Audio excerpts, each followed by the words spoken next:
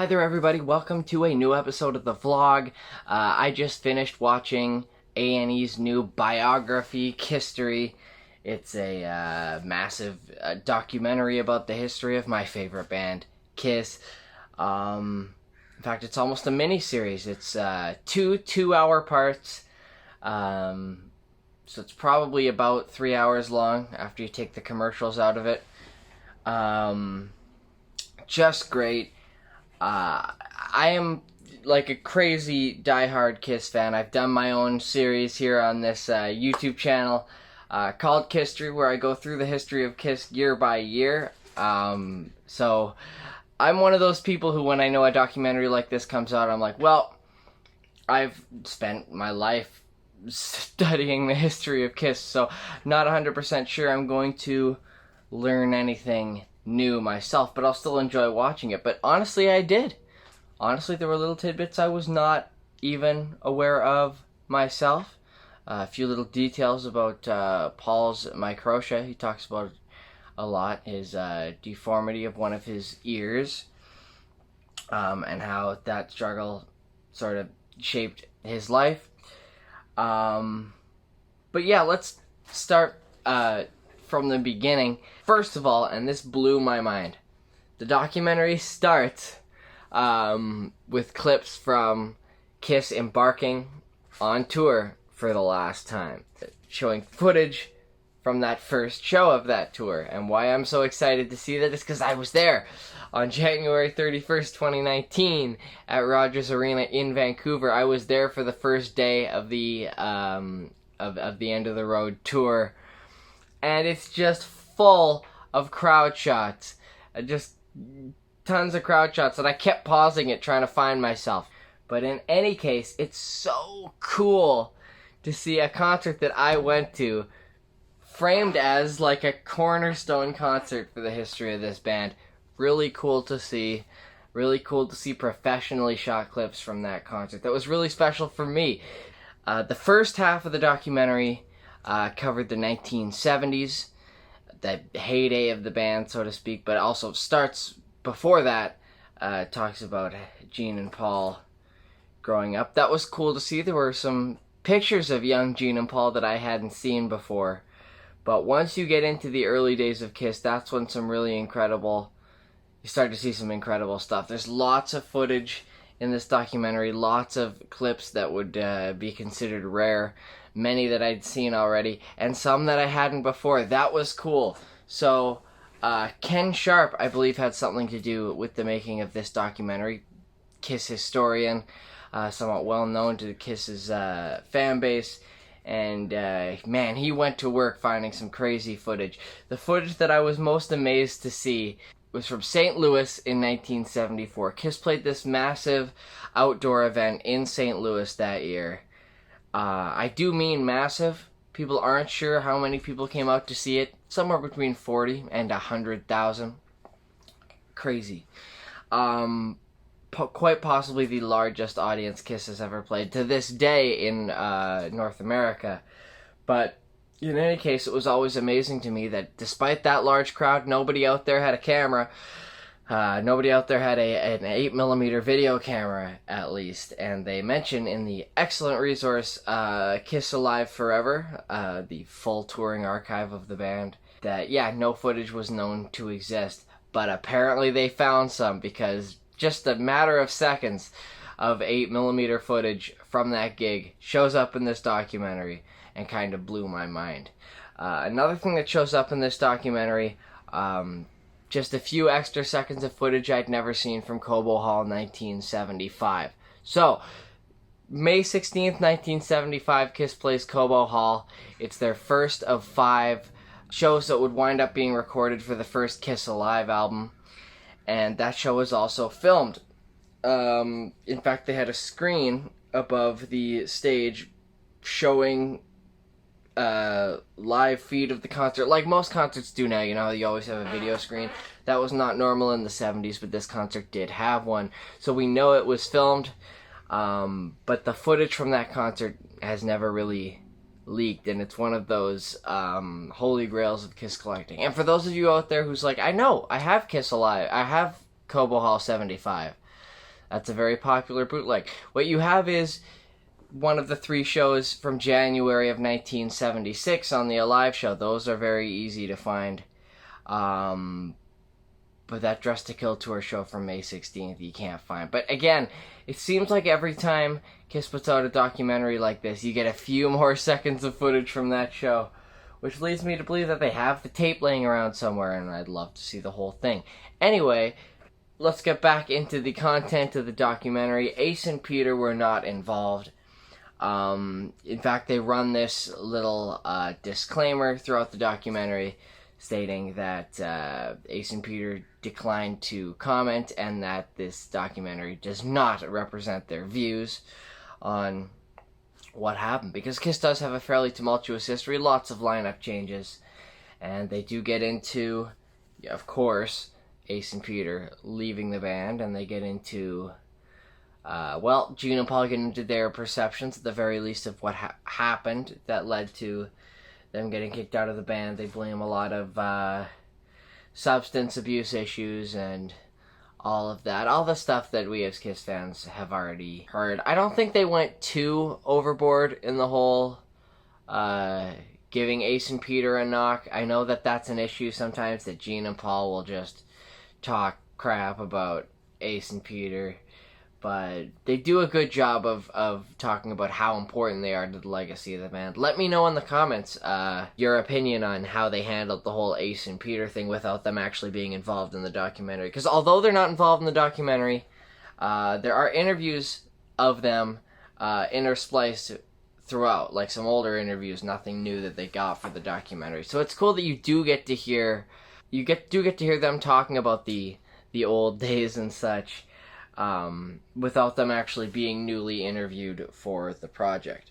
Also interviewed for this documentary are Eric Singer and Tommy Thayer, of course the current members of Kiss, and also it was cool to see Bruce Kulick get interviewed for this, as well as some celebrity guests like Tom Morello, of course, Rage Against the Machine, and also, of course, the great Dave Grohl. There's also, this is funny, there's some, weird stock imagery, and some, free public domain music, generic rock music you can hear in the background, which is funny to me, because obviously they had the rights to use all of the, Kiss music, because tons of Kiss songs are featured in this, but every once in a while, you'll be listening to the soundtrack of it in the background, you'll be like, that's not Kiss, that's just some generic bed track they're playing over. But that's fine, it's no big deal, it honestly wasn't that distracting for me.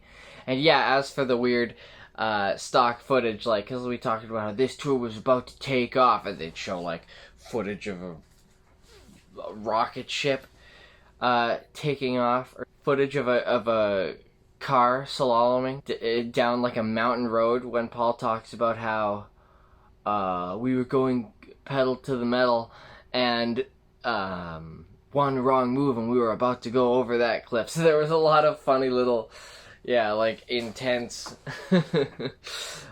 stock footage. I thought that was funny. And then after you get that almost 2-hour documentary about just the 70s, the second half is totally just on everything the band has done from 1980 to the present. It's always interesting to me to see how they handle that and how much they talk about, how much they gloss over.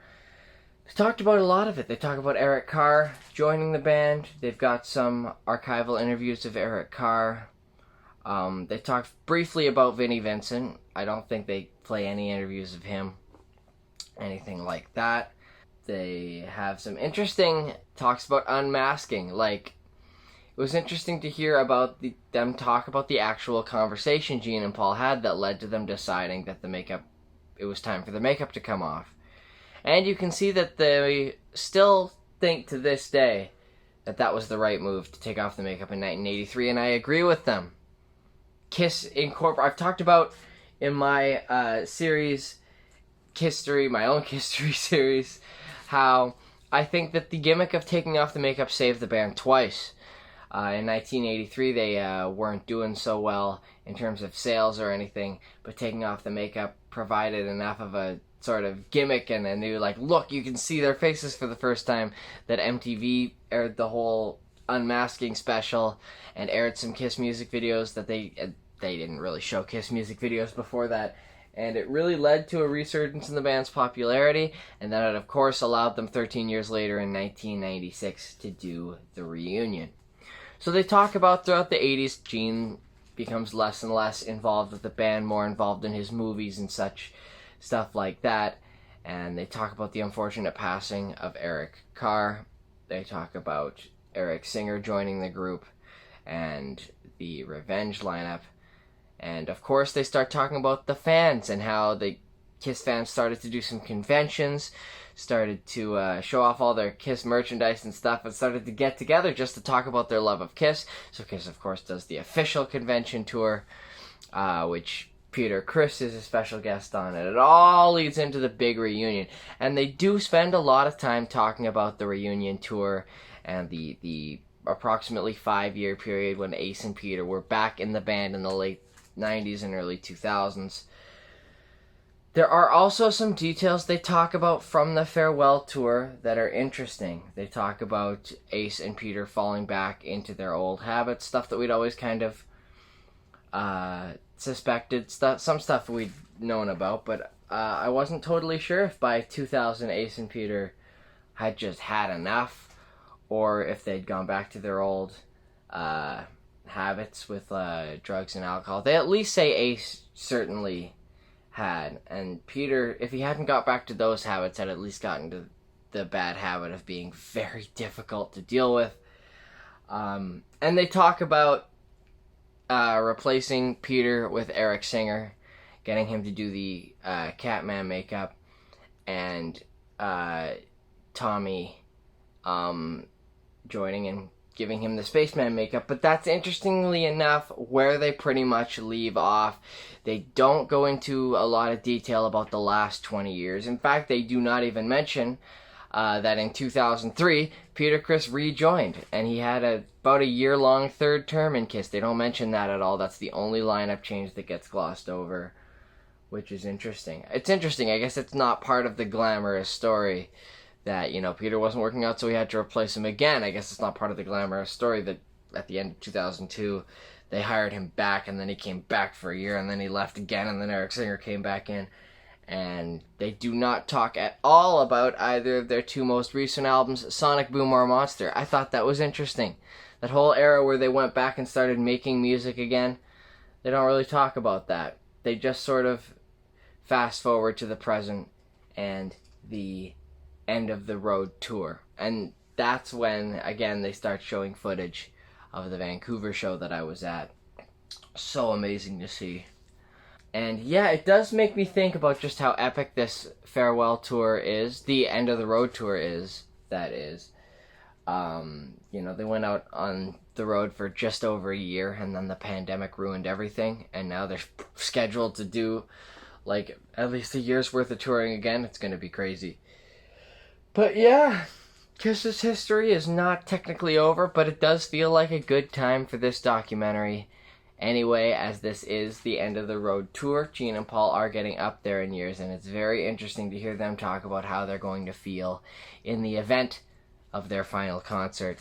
And Gene gets a little bit emotional talking about that. I know a few Kiss fans got a little emotional watching that, but it's crazy that this band has spent like 50 years, you know, pedal to the metal, doing their thing. And this documentary, I do recommend it if you're a Kiss fan or not.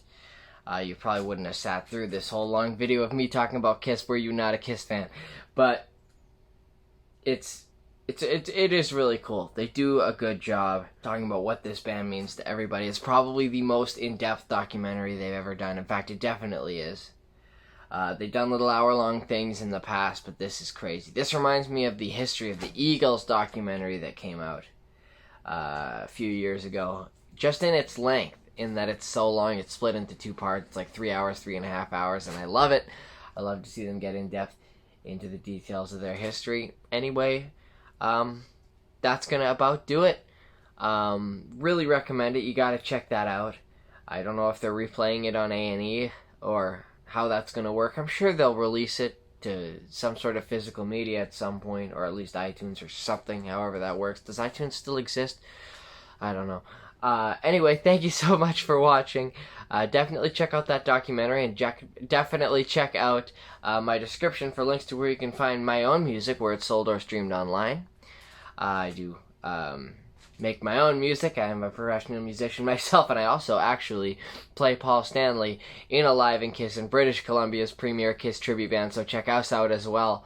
Thank you. Like this video if you liked what you saw. Subscribe to my channel if you've been enjoying my videos, and you can ring the notification bell if you would like to be notified whenever I upload a new video, which should be real soon. Thanks so much for watching, and I'll catch you again with a new video again really soon.